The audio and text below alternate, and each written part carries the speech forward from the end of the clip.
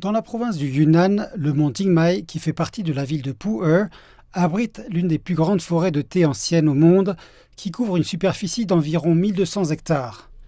Il y a environ 1000 ans, les ancêtres du groupe ethnique Blang ont migré dans cette région, où ils ont commencé à domestiquer des théiers sauvages.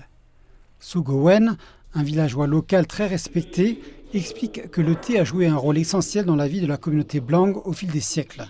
D'abord utilisées pour leurs propriétés médicinales, les feuilles de thé fraîches sont progressivement devenues un ingrédient de base de l'alimentation. Auparavant, le thé était considéré comme cadeau spécial et offert en hommage à nos ancêtres. Au fil du temps, nous avons commencé à l'échanger contre des outils agricoles et des produits de première nécessité tels que des vêtements, des chaussures, du sucre et du sel. C'est pourquoi nous disons que tout ce que nous possédons, c'est grâce au thé. Aujourd'hui, c'est devenu un produit populaire qui génère des revenus substantiels pour notre communauté. Les théiers ont été cultivés dans des forêts naturelles, créant ainsi un écosystème à plusieurs niveaux et favorisant des pratiques durables d'utilisation des terres. À proximité de ces plantations de thé, on trouve plus de 10 villages habités par différents groupes ethniques, notamment les communautés Blang, Dai, Wa et Hani. Voici un village habité par les Blang. On peut voir que les maisons résidentielles ont conservé un style traditionnel. Les symboles du thé figurent souvent sur les toits des maisons sur pilotis à 2 étages. Autrefois, le rez-de-chaussée était utilisé pour abriter le bétail. Aujourd'hui, l'espace est principalement utilisé pour présenter divers produits à base de thé et déguster la boisson populaire.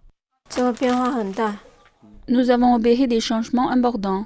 Auparavant, il n'y avait pas de décoration intérieure et nous manquions d'installations essentielles comme des toilettes.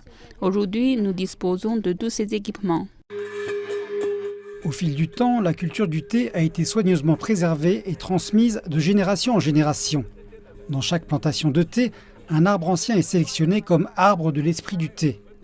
Chaque printemps, les habitants de la région organisent un rituel spécial pour honorer ces arbres respectés. Nous voulons faire savoir aux arbres que nous allons cueillir les feuilles de thé et leur témoigner notre gratitude. Par ce rituel, nous prions également pour une récolte abondante. Au cours de la dernière décennie, alors que des efforts ont été déployés pour obtenir le statut de site du patrimoine mondial, le mont Jingmai a connu un développement rapide et a bénéficié d'une plus grande reconnaissance. Pour ce qui est de l'avenir, nous devrions donner la priorité à l'éducation afin d'améliorer la qualité de notre population. Ensuite, nous devons mieux promouvoir notre culture ethnique pour renforcer la compréhension et le sentiment d'identité des villageois à son égard.